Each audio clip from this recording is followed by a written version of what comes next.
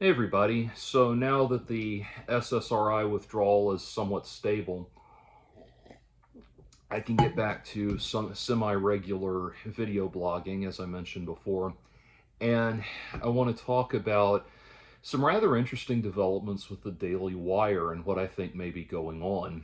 Before I get into that, just remember my Patreon is patreon.com/JordanOwen42 if you'd like to support the channel. And I am currently knee deep in my semi professional hobby, which is learning to code and design my first ever computer game, which I'm planning to put out on Steam and everything else once it's done. So that will hopefully in the next year or so be another way to help support the channel. But anyway, so what's happened recently?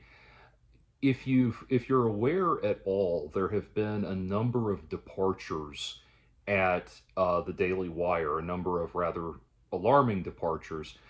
The first of which was Candace Owens. That one was not terribly surprising. Candace Owens, despite being a God knows why popular internet media presence, was ultimately and obviously a very argumentative, sanctimonious, insufferable, and dare I say, borderline batshit crazy person, and an utterly contemptible human being to conservatives, liberals, centrists, and everyone else alike. And so it was only a matter of time before people got tired of her shit, before people wanted her gone. And so she was, kind of the bellwether for a lot of these changes that seem to be happening at Daily Wire. She's now, um, slithered off into some other recess of the internet where she can be her usual hateful, contemptible self. And so that is, that was not terribly surprising.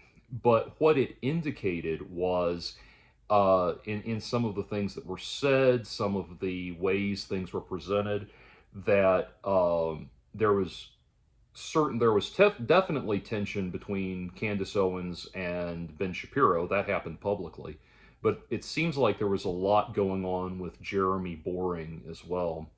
And so then you have the next big departure, which was the next big departure, which was Brett Cooper. And I haven't talked about this very much lately, but this is interesting to me. I've been following the news as it's unfolded, and it's especially interesting now. People are speculating about what it must mean that Brett Cooper left and what's going on behind the scenes. People were saying when she announced that she was leaving, people said, people started tweeting at her saying, "Wear a blue shirt on your last day if you're under an NDA," and she did. So there's a lot of stuff like that to indicate something's not right here.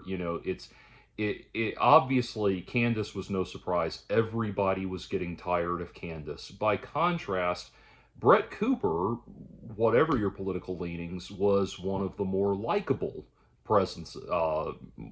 people on the Daily Wire. Granted, the Daily Wire is the Daily Wire gang is just a slate of professional antagonists, but still, out of all of them, Brett Cooper was probably the most likable.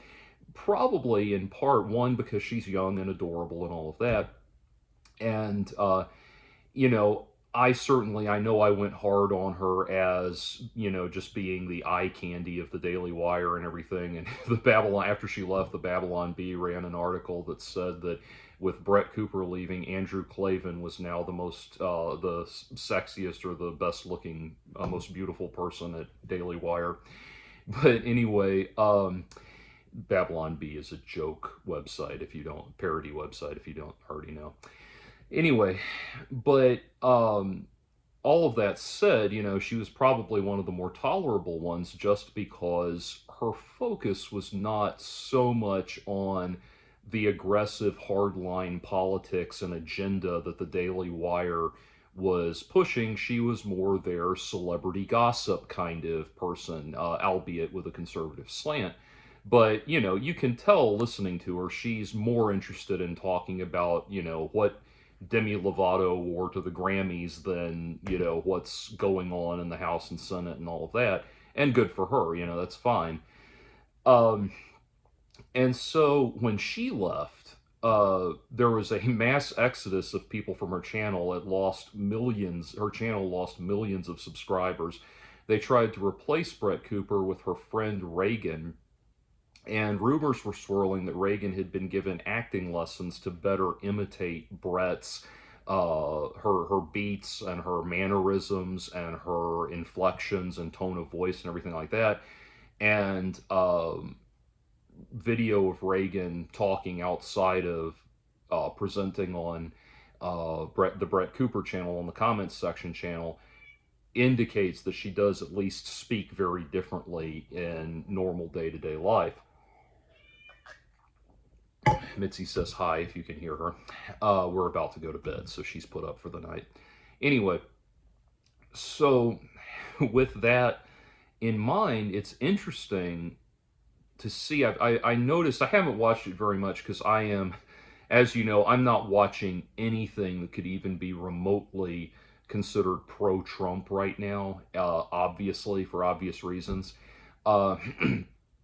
So I did, however, give myself the opportunity to watch a little bit of Brett's first episode of her new podcast that she's doing after leaving Daily Wire. And I thought it was interesting. The first thing was that the promo video, the promo teaser she put out began with a panning shot across the cover of a copy of Atlas Shrugged, which I thought was interesting. And then and then had this thing of this voiceover from Ayn Rand, voiceover of a quote from Ayn Rand talking about, personal freedom and self-liberation, that kind of thing. And it's very, very, apropos, I think, in context, why these quotes and these visuals were chosen. But what was interesting to me, and this was a very subtle change, was now we see more in this new incarnation. We do see less of Brett, the gossip girl that's going to meet us at our locker and tell us, the latest scoop on what's going on in the high school culture, that kind of character. And we saw more an adult, grown-up Brett Cooper to a certain extent. And she, what was impressive to me was that she criticized the emergence of right-wing cancel culture. That there, for left-wing cancel culture, there's an equal and opposite right-wing cancel culture that's emerging. And I was impressed with that. And I noticed that her newfound positions probably wouldn't align very well with would not align very well with the Daily Wire on the whole. That what she seems to be espousing now are more almost, leaning more towards like free market, hard right but libertarian attitudes, as indicated by the Ayn Rand, the Ayn Rand references and everything. But she seems to be leaning more and more towards that in a way that probably would not sit well with the Daily Wire. And so there's been a lot of speculation and about what's going on behind the scenes with her and with everybody else. And I know what it's like to be involved in a situation where the public, has its eyes on you and you're not able to comment as much as you'd like, and everybody's speculating based on what little tidbits they have and everything.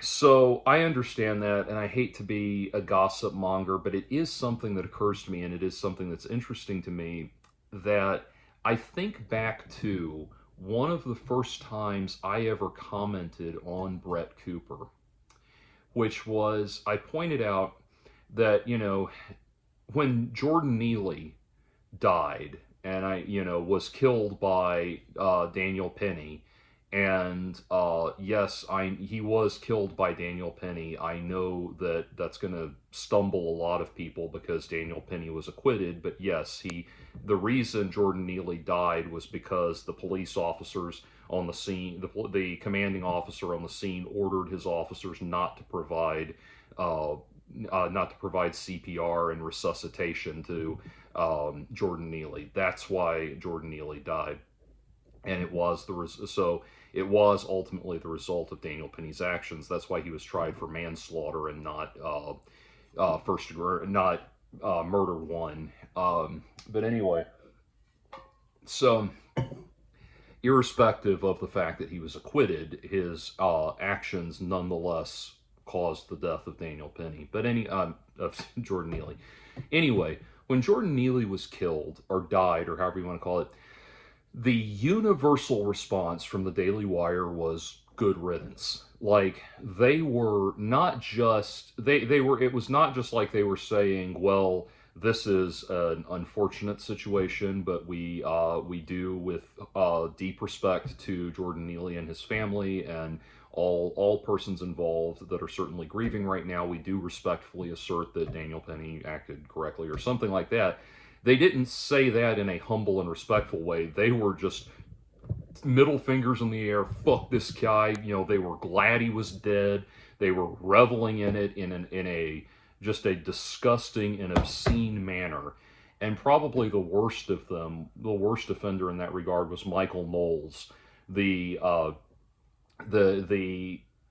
who just it was disconcerting the way he was talking about Jordan Neely, and just laughing and gloating about this homeless guy's death with no light in his eyes. You know, Michael Knowles having no light in his eyes, like genuinely seeming to be almost diabolically enriched by discussing how gleeful he was at this guy's death.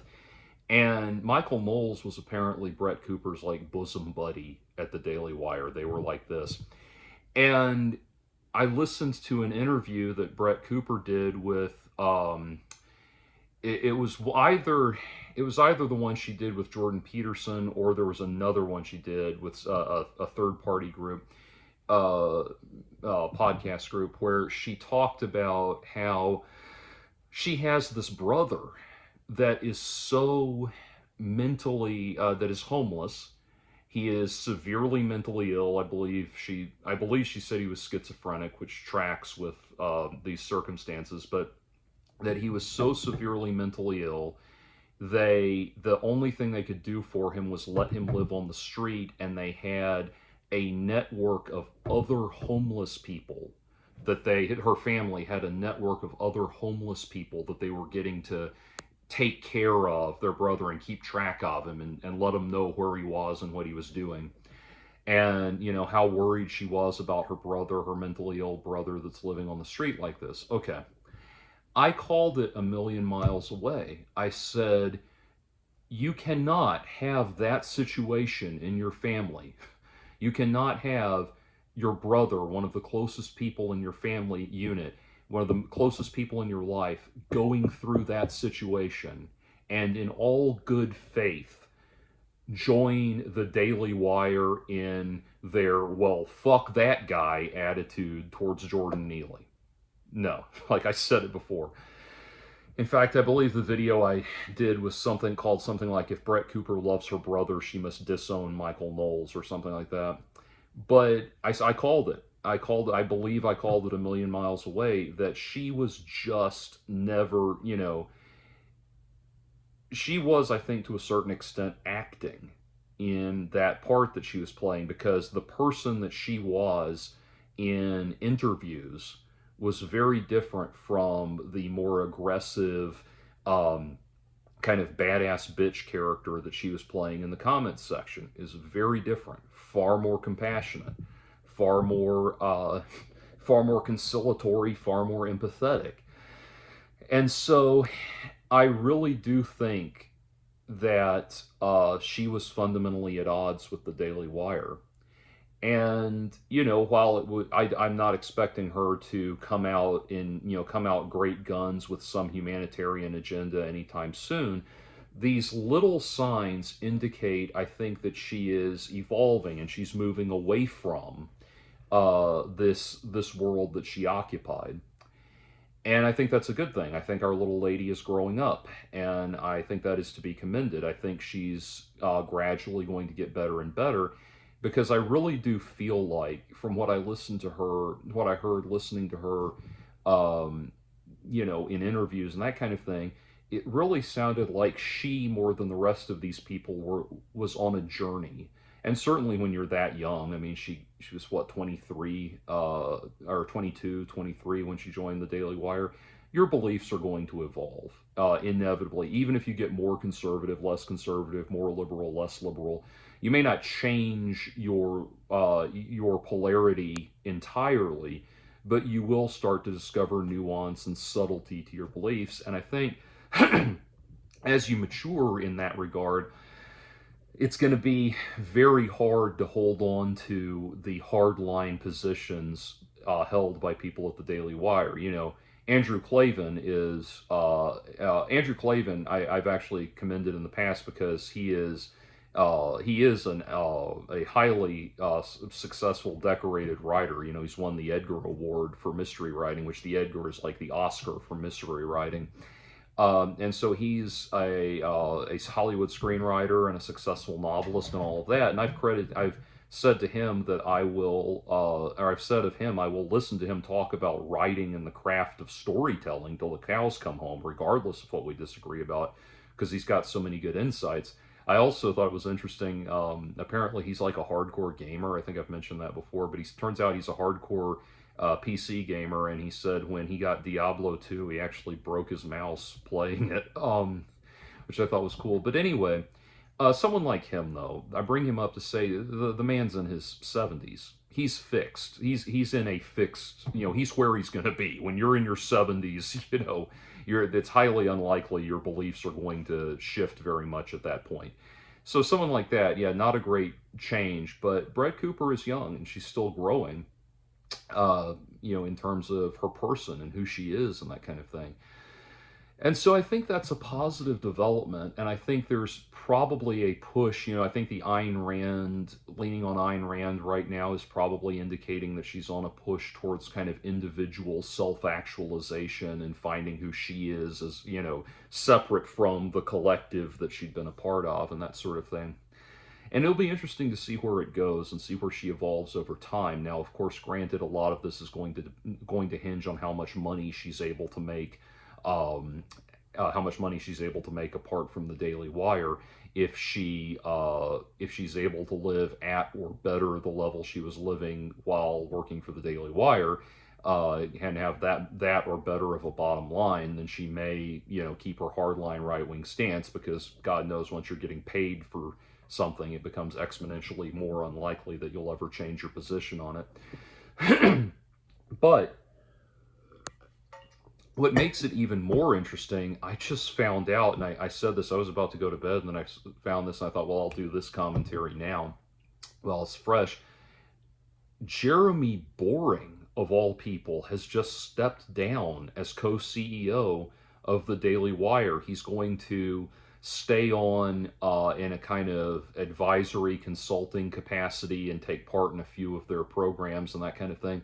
But he's out of a leadership role. And when Brett left the Daily Wire, various whistleblowers started emerging saying that, Jeremy Boring had done basically a really good job of creating an atmosphere of fear at the Daily Wire, where he saw himself as very much a kingmaker, and that's not for nothing that he saw himself that way. This is the guy who's, this is the guy whose careful management made Ben Shapiro and Matt Walsh and all of these guys, and sadly Candace Owens, and all of these other people, took them from small-time conservative voices into the stratosphere of being major players in modern conservative thought and dialogue and that sort of thing.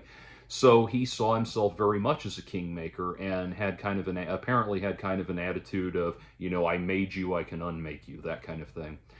So something has definitely happened, and to cause Jeremy to have to step down at this point. And I think it comes down to two words. And this is my speculation. No one else seems to be saying this, but this is my speculation. I think it's because of Snow White. So Jeremy did some, Jeremy Boring did something that I initially thought was interesting, and interesting because I am very, very above and beyond the misgivings I have about the Daily Wire. I am very, very passionate about hopeful, I should say. I'm very hopeful that non-Hollywood, good, good, larger and larger scale films will start coming out of non-Hollywood studios, independent studios. And that's why, like, for example, I'm pleased with the success of Angel Studios, for example, just because of that. And they also are tackling some interesting topics with their films. But I want to see and I'm going to talk about this actually, and hopefully in an upcoming video. But that weird snow globe that Hollywood lives in, that weird cult of, Hollywood now thinks of themselves as these kind of royal aristocrats who descend from on high to teach the rest of us how to be better human beings. That's got to stop. And I want other studios to show up and start and take over and start turning a profit. And I want us to, I want people to see how little money you actually need to tell a good story. Like, for example, sorry not to get off topic, but the movie Sling Blade, excellent, amazing movie, cost, I believe, $1 to $1.5 million to make when it was made, which would probably, I'm guessing, adjusting for inflation, be like $5 or $6 million today. But even so, to make a movie of that caliber and that quality on a vanishing budget, less than it costs to make The Room, for God's sake, I want that to come back. I want people to prioritize story and substance over, large scale, big budget Hollywood explosions and everything. I agree with what Martin Scorsese said, that movies have turned into basically theme park rides at this point.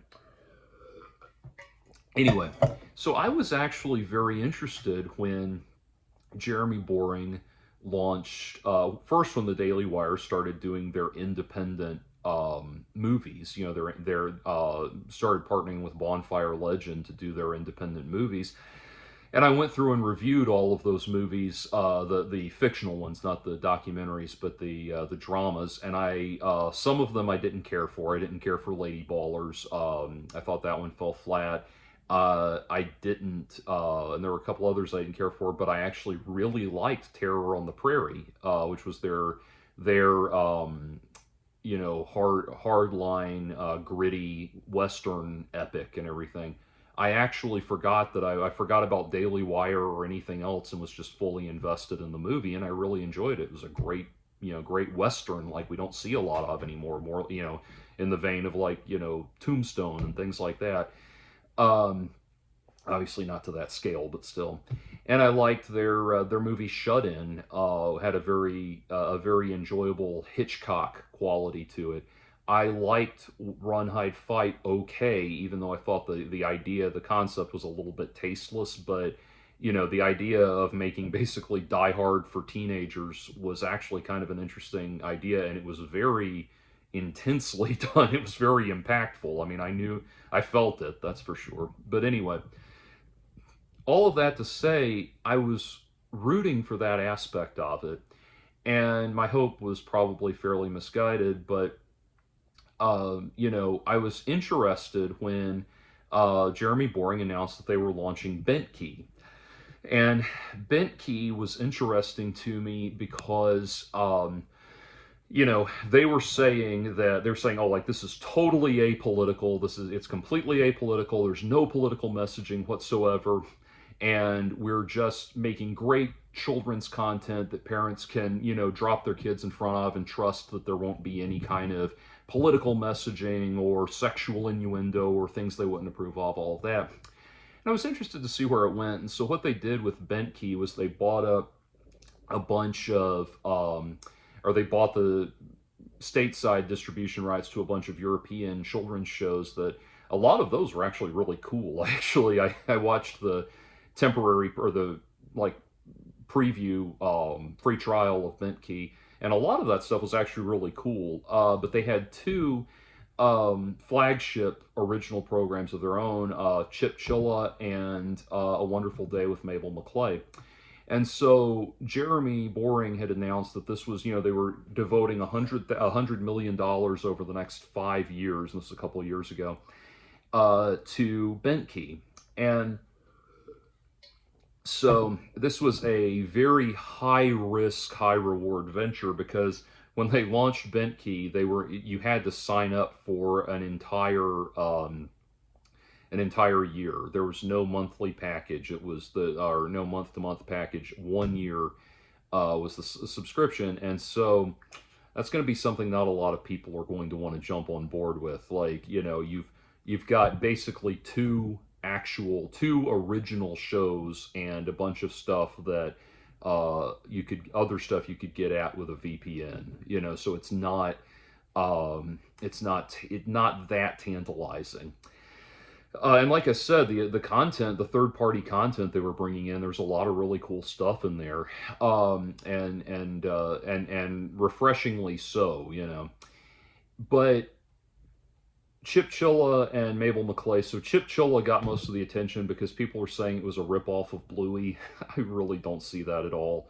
I mean, I can see how it would have been influenced by Bluey, but I don't think they were trying to literally copy Bluey. And you have to remember, I love Bluey, as you know, but you have to remember Bluey began because Joe Brumm said he wanted to do the Australian equivalent of Peppa Pig. I mean, people say, I want to do my original interpretation of the concept of this. It's not the same thing as literally trying to rip it off,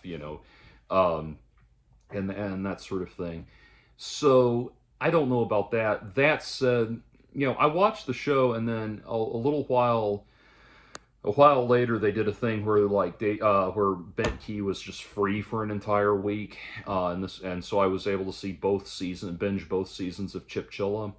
And when they said the second season, they completely abandoned all of their pretense of not making political content with the second season of Chip Chilla. Like, there is an episode of Chip Chilla, the second season, where they tell the story of Robin Hood as a metaphor for the evils of taxation and how taxation is theft and all of that. And like, they're not even being subtle about the economic message, the laissez-faire market libertarian message that they're trying to get across in that. Like, you talk about, totally skews the idea that they were making purely apolitical content. No, they were writing it hard. Probably, my speculation, because with the second season of Chip Chilla, they started leaning harder towards their basic fan base. Because let's be honest, very few non-Daily Wire fans are going to sign up just for Bentkey. The Daily Wire is too polarizing for that.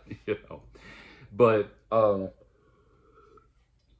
anyway, I actually was more impressed, though I watched a couple episodes of Mabel McClay, and she was very much in the same vein as like Mr. Rogers and Mr. Wizard and Fred Panner's Place and all that stuff, where you have a charming, gentle adult host that is interacting with puppets and other accoutrements of childhood entertainment and everything, and in this kind of quasi-real, quasi-magical domestic realm and everything.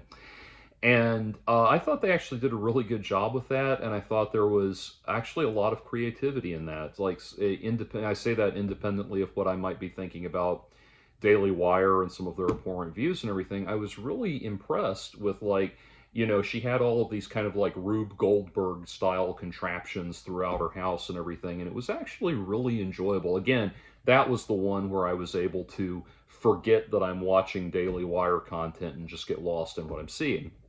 So, and again, like the Sesame Street vibe, I just had that vibe. So I was impressed with that one. But what's happened that's interesting, and I'll tie this back into Brett Cooper in a moment and Snow White and all that, but something I've noticed that not really anyone is talking about is that I think pretty much most, if not all, of the episodes of Chipchilla are now available free on YouTube on a Chipchilla channel, and most of the episodes of Mabel McClay are now available free on a YouTube channel, on a Mabel McClay YouTube channel. And most, if not all, of those episodes, I thought that's interesting to me, that they are making those both of their flagship shows that were supposed to draw people into Bentkey and make them want to sign up for Bentkey. Both of those are kind of being jettisoned. It sounds like it's, that to me says the shows have been either quietly canceled, or indeed Bentkey on the whole has been quietly canceled, or is in the process of being quietly canceled. And that brings me back around to Snow White, because Jeremy Boring made no bones about the fact that he was launching Bentkey in response to Disney announcing that they had the not so secret gay agenda, that they were queer coding all or at least a great amount of their content, and they were trying to teach queerness and queer values and all of that to kids. And that gets into, again, we're in a very polarized time right now where it sounds like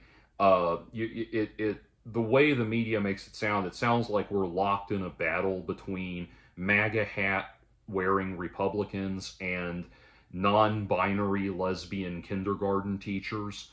But in reality, there's a wide spectrum of people within that, back and forth between that. And basically, the thing you have to understand, although a lot of people refuse to understand it, is that when Disney announced, when it got out that Disney was launching the quote-unquote not-so-secret gay agenda and all that, or they had an executive within Disney who had her not-so-secret gay agenda, and that they were queering the content, so to speak, and everything, it's not even that people have a problem with gay people per se. What they have a problem with is sanctimony and condescension, and having to be lectured at by this group of people that, for some reason, not all gay people, just the people who are doing nonsense like this, lectured at by very sanctimonious people who, see it as their business to talk down to everybody and everything. That kind of, it's like, I don't want to hear all of your, I don't want to hear all of your messaging. I just want to be entertained and just want to entertain my kids, that kind of thing. That's what Daily Wire, I think, was hoping to tap into. That was like the middle ground of people they were hoping to reach. And the thing is, you have to understand, the gradually, it took Donald Trump getting reelected for the Democrats, the mainstream of Democrats, to understand that there is this middle ground that they need to focus on appealing to. That tiny sliver of far left people, they're never going to go vote right wing. At most, you might lose 500,000 of them to Jill Stein, but that's going to be about it. So they finally realized that they need to aim more towards the center. Jeremy Boring, Daily Wire, these guys, they've known they have to aim to the center for a long time. And so that's what he was aiming to in the center with that. And the thing that he capitalized on, the catalyst thing, and this is where I'm bringing it back to Brett Cooper, the real catalyst for Bentkey was that they were going to be releasing their own Snow White film to challenge Disney's Snow White. And I was interested to see that. I would have been interested to see that come out in the box office. In fact, when they had success with Am I Racist, one of the first things I thought was, well, maybe this means that their Snow White movie, Snow White and the Evil Queen, will get a theatrical release, and that'd be interesting. So I cannot find, obviously where I read this, but I swear I saw somewhere that Jeremy Boring said, not long after the project was announced, he said that they had wrapped up the movie, that it was filmed, they had done the whole thing, and it was, it was in the can. And then in her interview with Jordan Peterson, he asked, Brett Cooper, being that he is a huge fan of early Disney, he asked Brett Cooper, where are they in the project, in the Snow White, their Snow White adaptation? And she said, well, we're in pre-production, that she was taking dance classes and singing classes and all of that because she was supposed to play Snow White. And so I think, and this is not, people aren't really talking about this yet in their analysis of Jeremy Boring. I think what happened, the reason Jeremy is stepping down now, is because the failure, it's very clear the Snow White movie does not exist. That it is the only indication, the only real hard indication has been that they had put it into pre-production. But now the Disney Snow White, which I want to talk about in a separate video, the Disney Snow White has come out. Everybody hates it as much as we were expecting. Yes, I know there are 1,000 verified reviews on audience scores on Rotten Tomatoes that got it up to 73% audience retention. And no, that doesn't mean anything to me. Most people despise this movie. I totally believe that there are 730 thereabouts people in the world that actually like this movie, or at the very least just thumbs up it, whatever, out of spite, to smack back at the haters or something like that. But anyway, now we see all of this coming to a head because, and I've been following the fallout of all of these things. Something that has been apparently an issue for the Daily Wire is all the people who said, hey, we got Bentkey, we signed up for these annual subscriptions, these exorbitant annual subscriptions to Bentkey, in part because we were really excited about this Snow White movie. Where is it? Well, this Snow White movie has apparently never entered principal photography. It apparently does not exist in any format, and even if it did, what good would it do to release it now when their main star wants nothing to do with the Daily Wire anymore? It's not like she's going to come back and do press for it, as other people have pointed out. But people were really excited, and you failed to deliver on the number one thing you were announcing, the number one Bentkey thing you were announcing, Jeremy Boring. And so I think that has probably got a lot to do with Jeremy stepping down at this point. I do think they are probably NDA'd to high heaven over there, so God knows even Jeremy Boring may be under an NDA that he can't disclose why he's leaving. But I really do think, given the close proximity to the release of Snow White and the amount of ill will that has been generated with people realizing that the Daily Wire Snow White is not going to happen, and was never in a place where it reasonably could happen. I think having realized that is probably the fuck up to end all fuck ups that motivated Jeremy Boring to step down. I mean, it's a pretty, him leaving it's if you think about how that organization works and who built up that organization to what it is today, I mean, God, it's like, that's John Lennon leaving the Beatles. I mean, that's a very significant driving force of that organization stepping down. So, that's honestly what I think has happened, and it's going to be real interesting to see what's coming up. The other thing that's going to hurt the Daily Wire is that people are realizing more and more Trump voters are realizing that their position in voting for Donald Trump was indefensible and will continue to be more indefensible. And we are, there is, I posted a thing, the Economist did a great thing breaking down the effects that Trump's bullheaded, pig-ignorant economic policies are going to have on the United States at large. And these things are already underway, that the countries that used to rely on the U.S. dollar being strong are forming interconnected alliances of their own to try to build up their own trade routes and networks that don't have anything to do with the United States. And so I just said, Atlas is about to shrug, and you're right. It's just the great irony of all ironies. The Atlas that's about to shrug is the rest of the world that's going to turn its back on us. And to Matt Walsh, this is why isolationist policies don't work. This is why you don't take your own natural introverted nature and try to parlay it into a worldview for the entire country to follow. But anyway, um,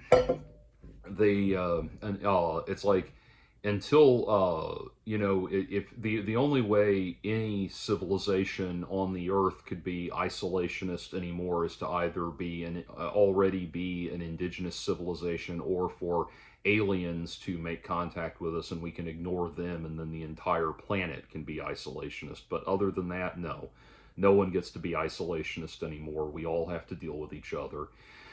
And so that's that is where it stands. But more and more, I think people are realizing, Trump voters are realizing, oh shit, we stepped in it now. It would have been really fucking nice if you could have figured that out a few months ago, back in November, if you could have just put two and two together. But no, you had to actually do an FAFO and drag the rest of us in the country into it.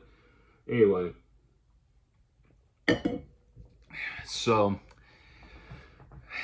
that, I think, and we saw that when Matt Walsh and Ben Shapiro tried to defend Brian Thompson and the Luigi Mangione when he was killed by Luigi Mangione, and they both got ratioed into high heaven.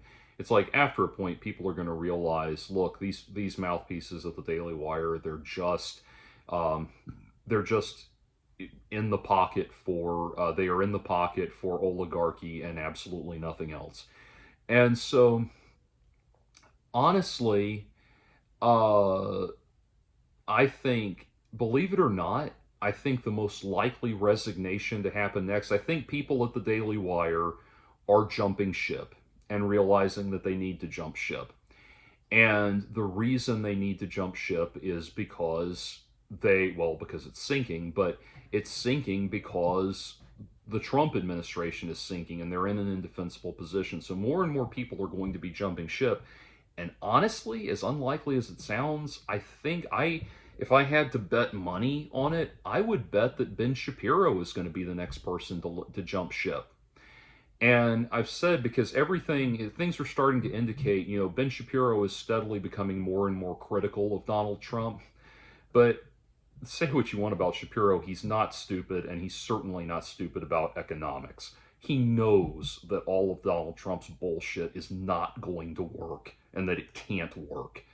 And furthermore, again, say what you will about him, he is definitely a truly principled person. I think he does have principles that are moral principles and moral virtues that are very important to him.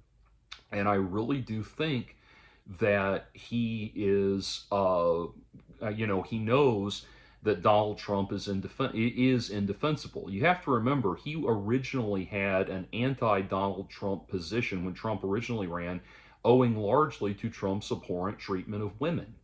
And he was a major target of right-wing anti-Semitic abuse because of that.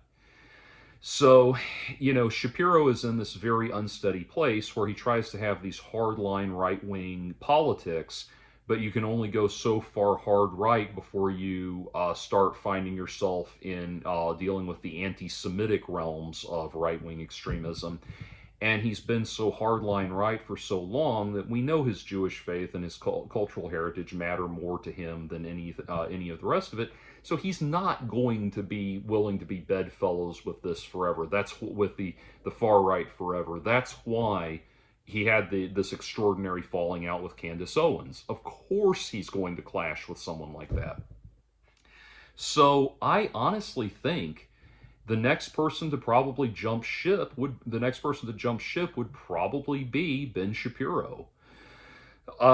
And then, if I had to guess, I think Matt Walsh will probably go last, because I think Matt Walsh is kind of carrying the Daily Wire at this point in a lot of ways. he is has emerged as their most popular voice, and certainly as their most popular character, with all of these movies that they've used variations of his persona in and everything. So he'll probably be the last one to go, but even he, I don't think, is going to last. Is going to last forever. So that's where I see this going. And like I said, yeah, probably Ben Shapiro will be the next one to step down. And after that, I mean, who do they have left after that? They have Reagan at the comments section that no one likes. And then they have Michael Knowles, and Michael Knowles, who is insufferable, and uh, Andrew Klavan. Andrew Clay, and I think that's about all the commentators they have, major commentators they have left. I know they have like their sports casting, newscasting thing, and their daily news anchor type people and everything. But as far as their major talking heads, their commentators, that's it. And it could well be that the Daily Wire loses enough of these people that they all go and reconstitute with each other, in some new format or something, some new organization or whatever. But I really do think that's what's happening. I think it's a slow moving train wreck, and people are going to start jumping ship left and right, or jumping train left and right, to get away from it. So we shall see. And it's interesting to me, as somebody who, it's weird to say this, but I don't do Schadenfreude, if that makes sense. People love to talk about Schadenfreude, like how much they love seeing bad things happen to people they don't like and everything. It's kind of like I honestly have a very different opinion, and it's like when I saw the video of Andrew Tate beating up a naked 14-year-old girl. Yeah, I mean, don't get me wrong, I wanted very bad things to happen to him. But and still do, but I want them to happen so that they stop him from ever being able to do that to anyone ever again. I just feel very uncomfortable. Beyond that, I feel very uncomfortable about the idea of reveling in somebody's downfall. And I know you're probably thinking, well, 10 years ago, 15 years ago, you were having expressing this extreme point of view about, hoping for this person to, this person's career to nosedive, or that person, all that. I know that. And that's kind of how I came around to this, having to sit with that and realize, oh, hey, I really don't like wishing ill will on people, even people I despise. And I say all of that, I don't do Schadenfreude that way. I just don't. I don't really have it in me to revel in people's downfall and everything. Even Donald Trump, who I want to see removed from office and preferably put in jail, or something else that will make him never ever be a threat to us ever again. I don't want to revel in that. I just want it to be over. And the reason I'm saying that, the reason I'm closing on that observation, is because is all of that to say, when I talk about the Daily Wire collapsing, I'm not one of these people that's like watching with glee, waiting for it to come, crashing down so I can do a Nelson Muntz haha or something like that. That's not it. I hate to see things fail like that. It's like, even when, like Dylan Mulvaney, who I absolutely cannot stand, who makes me literally feel physically sick to look at. When Dylan Mulvaney had that speaking appearance where like 24 people showed up for a 1,000 plus seat college venue, even then, I just don't revel in things like that. Like, I know what it's like to put on a big production, a big show, and have nobody show up. I've had gigs like that. So, and I've had gigs that were sold out, packed to the walls. So, I know what that's like, and so the empathetic response in me takes over. So I don't revel in the Daily Wire collapsing. Weirdly enough, I get more comfort and satisfaction, even when I don't agree with things. I get more comfort and satisfaction out of seeing things up and running. Knowing that the machinery is turning correctly. That's more reassuring to me than seeing things collapsing around me. And so, in that sense, it is unfortunate. But all of that to say, if there is one positive sign in this, in the Daily Wire's gradual collapse, it's that, it is a larger bellwether of Trumpism finally dying. And I don't harbor a lot of hope in that regard. I'm not thinking like, oh, just a few more minutes and it'll finally be over. No, it'll be over when it's over, if it ever is. But this is at least a positive sign. People are realizing that the Daily Wire people, they're just in it to support the oligarchs, and milk you for as much money as they can.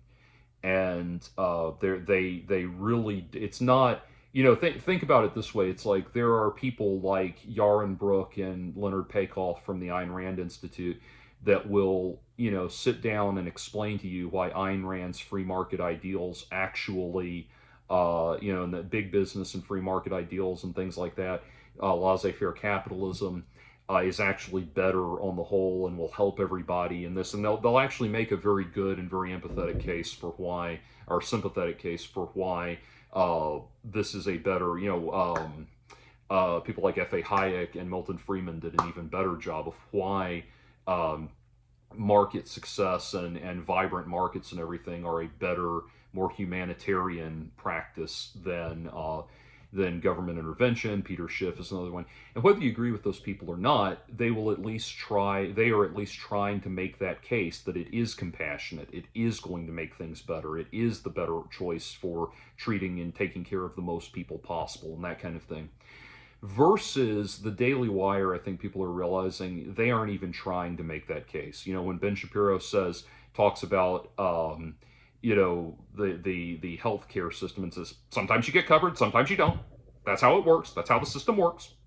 That has this, that comes with this sense of like, you know, you need to realize that you're just filthy bottom feeding immoral degenerate scum, and we're so much above you, and this is you're only here to glorify the oligarchs who are just automatically better than you, and blah, blah, blah, blah, and all of that, which by the way would have been the opposite of Ayn Rand's worldview. But people are starting to realize that, and they think we'll just sit there and take it like good little boys, that we won't werewolf and go wild. Anyway.